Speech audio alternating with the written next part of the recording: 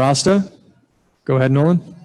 Dalton, you didn't get the finish, like you just said off camera, but you got to win, and you're still undefeated against a tough guy. How did that feel? Felt good, man. He, I stayed away from that hook. I seen it a couple times where I threw the jab and I pulled back out and he wung the hook, kind of like I seen him doing a lot of his fights, and he caught a lot of guys that were being lazy, just staying in there. So I threw a couple overhand rights. If I would have connected better with him, I probably would have pushed the pace a little bit, but I was just being a little bit more cautious than anything because he was winging that. And, him being later in his career, being 38 years old, it's like now or never for him. So, he could have got desperate. Before the fight, you said that people had forgotten that you have a little bit of a boxing background as well. Yeah. Was that a point that you wanted to make out there tonight? Because your jab looked good, your boxing, and a lot of people online were commenting on how you outstruck a pro boxer. Yeah. Man, I keep telling people, man, it's just like the fight stylistically, they line up differently against each person. And the first takedown I actually got on him was an accident. I slipped under the hook and he stepped in again with the right hand and I just hit his leg. So I honestly didn't even mean to finish it either. Kind of just put him right on his butt. After I realized I can get him down pretty easy, it was hard to hold him down. Don't get me wrong. He's really good against the cage getting up and he's good scooting back there. I was trying to hold him off of it. But yeah, it was hard to hold him down. And I knew from the beginning it was going to be like that because I watched a couple of his fights. So I knew I was going to have to box with him. And like I said, people seem to forget that I had a boxing background myself. And I think there was a big speed advantage for me in there. And I was popping his head back a lot with my jab.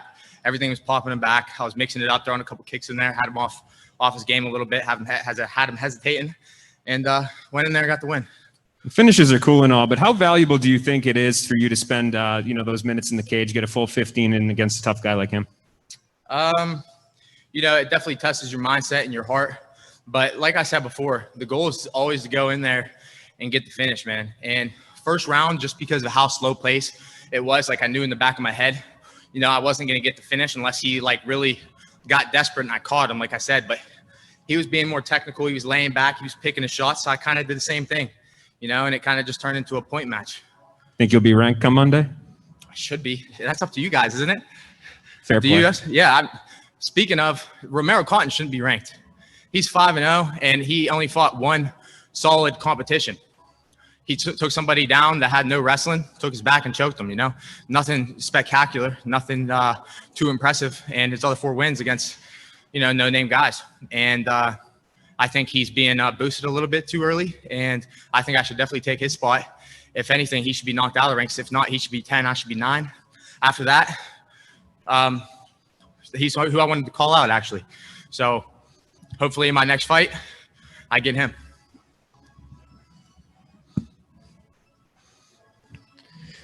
All right, we'll take a few more from the media joining us virtually.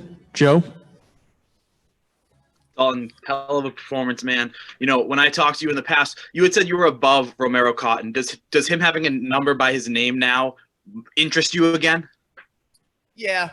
He, like I said, he pulled out of the fight that we had lined up. It was the fight that I fought Ty Gorder, my last fight. I was supposed to fight Romero. And the day after he signed the contract, it was literally like 2 days later, he was like, oh, I hurt my back.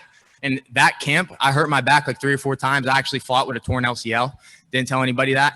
But, I don't like making excuses for myself. But when fighters are actual fighters, they'll fight regardless. They'll find a way to get to that fight, find a way to get a win. He pulled out of the fight, and that's who I want next. He's number 9. He's ranked number 9, and I think it's an easy win for me. And Rich, how often? Hey, I want Romero next. I want Romero next. Dead serious. I want Romero next. I wanted you guys to give me a interview in the cage after, so I call him out because I know he was watching. Just fought his teammate, But I guess this will do. And thank you. Talk to Rich Chow. call your matchup. How often will we see you in the cage in 2021? Hey, Rich, how often are you gonna put me in here this year? I want to fight all 4 fights this year. Renew my contract. All right. Hey, I'm staying ready. I'm being serious. I'm holding you to that. So you guys just heard it from him. Hopefully he sticks to his word. I stay ready. 4 fights this year, maybe 5. Jonah? Hey, Dalton. Jonah Rawls from Behind the Grind here. Congratulations on a great performance here tonight, man. Thank you. So did anything surprise you in specific about Tony Johnson? He threw more kicks than I expected. nothing else surprised me. I knew he had a good takedown defense, and I knew he was good at getting up against the cage, getting off against the cage. I believe I could have held him down, but I was spending a lot of energy there. And like I said, he's good there. So I'm not going to get the finish against the cage against somebody like that. So, yeah, I'm the only thing that threw me off, the only thing that he did that I didn't expect him to was all the kicks he was throwing. Donna? Dalton, congratulations on a great result. I'm only just after joining now, so if I'm repeating a question, I apologize. But do you think that, like, 30-27 across the board, it's a fair set of scores, but it's not necessarily an accurate representation of how difficult a fight this was for you tonight? Are you asking me if the fight was more difficult than it was scored? Yeah. Yeah, he's a good guy. Really good fighter. Tough.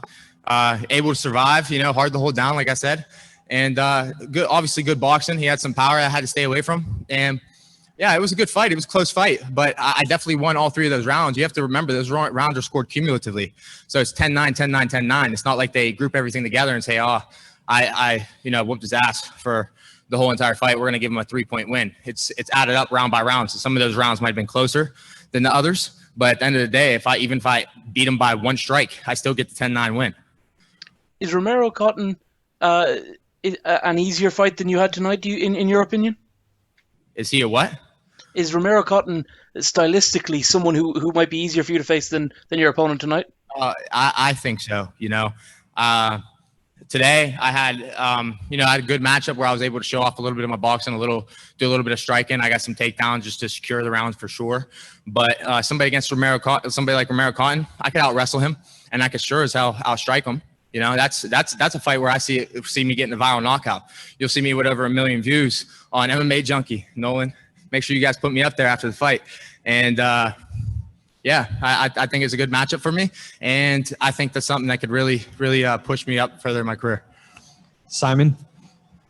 Dalton Rosta, my man, Simon Romero behind the grind. I just have this one quick one for you here before we let you go enjoy the win. How much longer do we have to wait until you get verified on the Instagram? I hope after this fight. I've been waiting for a while. Thought I was going to get it after the last one, but I don't know. I would love to have that blue check, Makes it easier for sponsorships. People take you a little bit more seriously. And I think I'm a legit fighter, so I think I should be able to get it. Two more here. Dylan? Hey there, Dalton. Appreciate you making the time. I'm just kind of curious with this Romero Cotton call out here. It seems like maybe there's a level of frustration with him that could be oriented to some bad blood. Is that a fair characterization, or is it more just a rankings-minded, competitive meritocracy thing? It's more rankings. Before, it's like somebody else asked me. I said I was above him, and in my mind, I am. But according to the media, I'm not. And at the end of the day, we're here to please the fans. We're here to please the media. So if I'm obviously not doing enough in their eyes, so I gotta go and beat him, take his spot. Yeah, crisp boxing and mixing the wrestling well tonight, man. Great performance, and thanks for the time. Thank you. Last question, Ronald?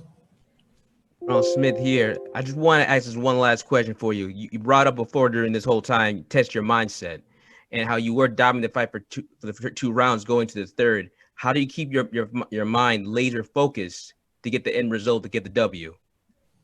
I just had to be patient. I won those first two rounds. I had to go in there with the same mindset third, just pick my shots. If the finish came, I'd take it, but it didn't. He's a tough fighter. Props to him, and a lot of respect to him. I had respect to him before. I said it in my interviews. I think he should have been ranked before this. He had vicious knockouts. He beat Alton Cunningham on Contender Series. He beat Joe Schilling, knocked him out bad. Knocked out Mike Ortega in Bellator bad. This dude, he's a really good boxer. 10-1 as a pro boxer. Dude, he's legit. I think he should have been ranked before this. I think I should have, and I think that should have been a top 10 fight between us two. Thanks for the time, Dalton. Congrats. Yeah, thank you.